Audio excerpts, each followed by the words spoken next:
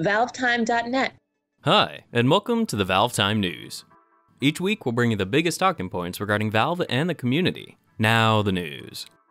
Valve recently announced they are further expanding their educational outreach programs this past week by revealing they are extending their software support for id Tech camps.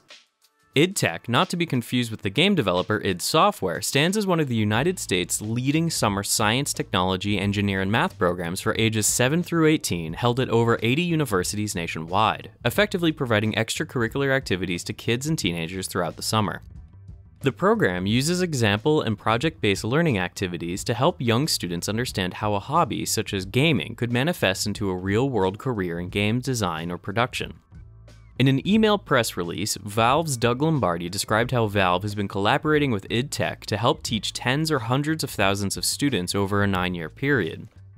For the upcoming season, Valve will be providing additional support for id Tech by giving access to Steam accounts, Valve games, and the Source SDK to students attending STEM camps. This probably sounds a little familiar to you regular viewers out there, as Valve previously worked alongside the US Department of Education to provide Teaching with Portals back in June 2012, which also provided free access to Steam accounts and Valve games, specifically Portal 1 and 2, in order to teach kids about various topics, including physics, narrative, math, level design, and much more. This news story probably isn't the most exciting or engaging for most of you out there, but it is interesting to see how Valve continues to try and use their games and software for educational purposes, and for indoctrinating an entirely new generation with Source and Steam, of course. With under a month left for Operation Breakout, the pass for the most recent community map pack has been reduced by 85% with this week's Counter-Strike Global Offensive patch. This pass still provides access to all of the Operation Breakout features mentioned on the announcement page. The sale has only been made available due to the lower demand closer to the end of Operation Breakout's lifecycle. The weekly patch also introduced a small number of tweaks, including bug fixes for Mist, a few minor performance increases while using the spectator panel or the scoreboard, and some user interface improvements regarding voice and radio commands. Most importantly, however, is the fact that the most recent changelog lists that a large number of systems necessary for the Linux client have been updated, meaning despite the game having been out for over 2 years, Valve still haven't forgotten about their Linux port of the game. There's no other indications regarding when the Linux version will be released or how it will arrive, but it's likely Linux compatibility will be made available alongside some kind of major event or community update sometime in the near future. This week's Steam Client Beta update focused on implementing even more neat changes to further improve the Steam Music soundtrack scanning functionality introduced last week. A new option now allows Steam to automatically scan for soundtracks while the games are installed or deleted, making it even easier to identify purchased game soundtracks without the need for rummaging through the Steam app's folders as games are modified. A new Repeat Once option was also added, giving the user the option of replaying the currently playing song, you guessed it, once more before continuing to the next track. These new changes were introduced alongside the usual number of miscellaneous bug fixes and improvements for big picture mode and in-home streaming, which include improved visual styles and even better AMD hardware coding and quality, something which seemed to be all the rage last week. More information on this latest update can be found over on the official changelog within the Steam Client Beta community group. With the submission period of the 4th annual Saxy Awards coming up later this week, Valve have released the last currently planned content pack for the Source filmmaker. The Stanley Parable has become the latest Source game to receive its own official content pack, which features all of the assets featured in the Steam version of the game released last year.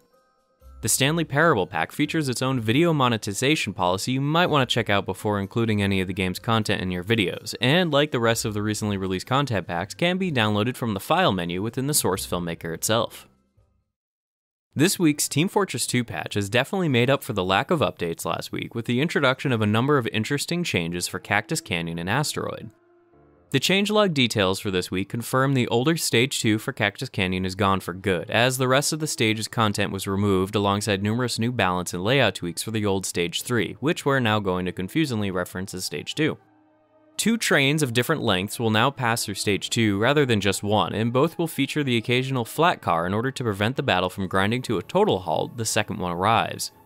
The rollback hill has been removed and lengthened slightly, while the following U-turn is now a lot shorter. Multiple windows and doorways have also been resized or overhauled in order to make it a little easier to move around or shoot at the bomb cart. Asteroid, on the other hand, now looks completely different, as the previously bland and simple brush exterior has been replaced with displaced terrain and large industrial facilities rather reminiscent of the buildings seen in the back of the old moon base concept art. While the map now looks great, we're also happy to report we think it plays well too, something we never felt comfortable saying about the previous versions. While the previously released versions were obviously extremely important for making the map fun to play, some more balanced tweaks introduced this week definitely helped. A variety of health and ammo kits have been moved further into the base, and there are now more bots in both bases. Killing the bots, including the newly redesigned A-class robot, and collecting the fallen power cores will now provide the collector with health and ammo similar to one of the Scout's upgrades in the Man vs. Machine game mode. These changes definitely help make sieging a base as a soldier or scout far more fun and fast-paced than previous iterations. In addition to map changes, custom taunts can finally be submitted to the Steam Workshop as promised a long while back. The old Halloween 2013 tag was also updated to simply read Halloween, meaning Valve are likely looking for new community submissions in the run-up to this year's Scream Fortress event in just over a month. Speaking of upcoming events, the end-of-the-line map CP Snowplow was recently updated to version B8 this past week. While far from the most substantial or groundbreaking update ever, this new update did introduce some rather neat changes, including immersive soundscapes, cube maps, and a condensed side route near the second point of Stage 1. For a closer look at all the changes for both the main Team Fortress 2 client and CP Snowplow, be sure to check out the respective changelogs. After being added to the We Love Find website last week, the upcoming portable Merc vinyl miniatures for Team Fortress 2 were recently added to the Valve store.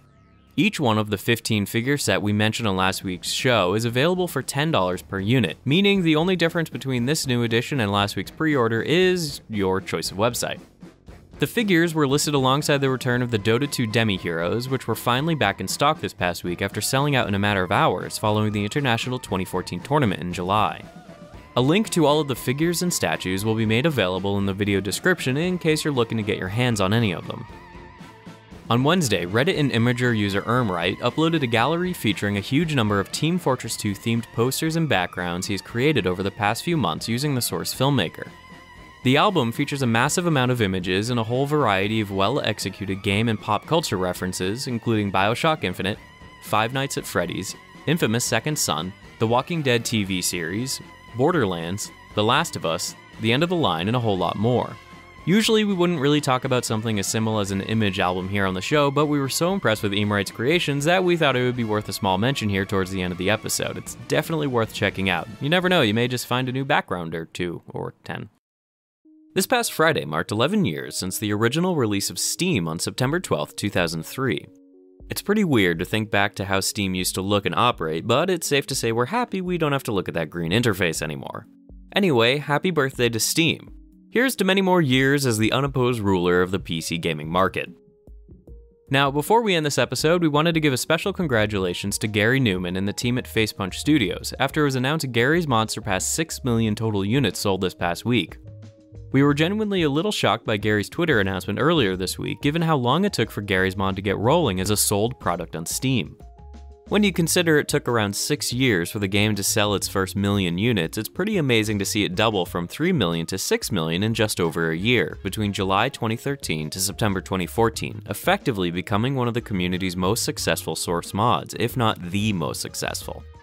Congratulations once again to Garry and the team. We know it's extremely unlikely he'll ever see this, but well done nonetheless.